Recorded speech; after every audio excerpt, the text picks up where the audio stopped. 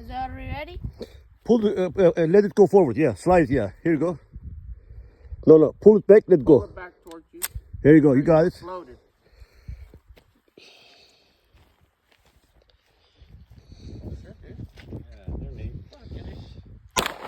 Keep going. Keep going. Remember? Take your time. Take your time. Don't put it down. Just keep it up. Keep it up. Shoot anywhere you want. I don't care.